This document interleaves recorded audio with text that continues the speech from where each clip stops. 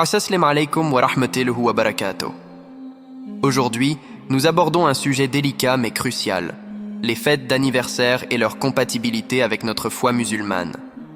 Pourquoi certains actes, bien que populaires et célébrés dans le monde entier, peuvent-ils être en contradiction avec l'islam? Pourquoi est-il si important de connaître les origines de ces traditions et d'être ferme dans notre engagement envers les enseignements d'Allah? Reste avec moi, car nous allons explorer tout cela ensemble et incha'Allah trouver des réponses à ces questions qui peuvent parfois troubler notre cœur.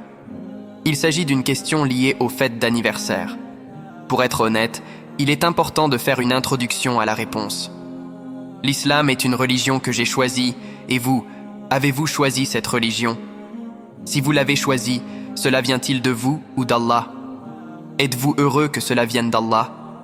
Si le monde entier vous dit de faire quelque chose, mais qu'Allah vous dit de faire autre chose, qu'est-ce qui est plus important? Ce qu'Allah a dit.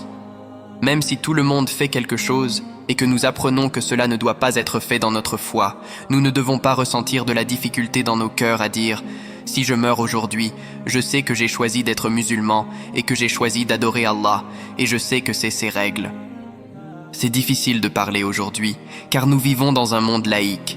Et parfois, certaines personnes prennent un petit point et en font un gros problème, sans comprendre que nous croyons que vous êtes libre de choisir d'être musulman ou non. Mais une fois que vous avez choisi d'être musulman, vous ne pouvez pas modifier l'islam. Si vous dites qu'islam doit être modifié, vous n'êtes plus un musulman, mais un musulman modifié. Si vous vous dites musulman, vous devez savoir qu'il y a des règles que nous devons suivre, et parfois, cela peut sembler démodé pour certains. Mais c'est parce que ce n'est pas venu de moi ou de ma volonté. Il est important de comprendre que dans l'islam, il n'y a pas de place pour la célébration des anniversaires comme une tradition religieuse. L'islam ne prescrit aucune célébration spécifique des anniversaires, ni pour soi-même, ni pour les autres. En effet, le prophète Muhammad sallallahu alayhi wa sallam n'a jamais célébré son anniversaire, et aucune des premières générations de musulmans n'a pratiqué de telles célébrations. Dans le Coran et la Sunna, il n'est pas mentionné que l'anniversaire d'une personne soit un événement spécial qui mérite d'être célébré. En fait, l'islam nous enseigne à rester humble et à nous concentrer sur notre adoration envers Allah plutôt que de rechercher des fêtes mondaines. Les véritables célébrations dans l'islam sont celles qui sont liées à des événements spirituels importants, comme les prières collectives de la fête de l'Aïd, le mois de Ramadan, ou des actes d'adoration qui rapprochent de notre Créateur. De plus, chaque jour qui passe dans nos vies est une occasion de nous rappeler la fragilité de notre existence et de redoubler d'efforts dans notre adoration. Chaque année qui s'ajoute à notre vie doit nous rappeler que nous nous rapprochons de la mort et que chaque jour est un cadeau d'Allah qu'il nous faut apprécier à sa juste valeur.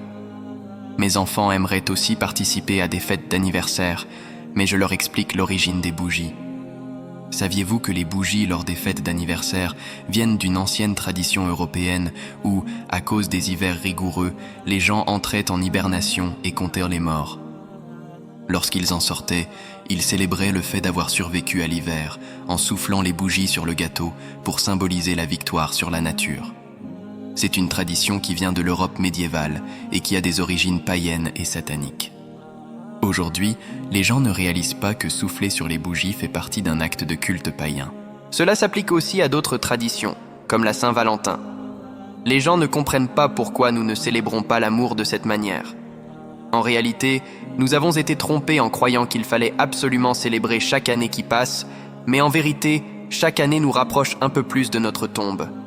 Cela ne signifie pas que vous ne pouvez pas faire des prières à Allah pour une longue vie, mais il faut savoir que les fêtes d'anniversaire et ces traditions ne sont pas islamiques et ne sont pas des pratiques validées par Allah.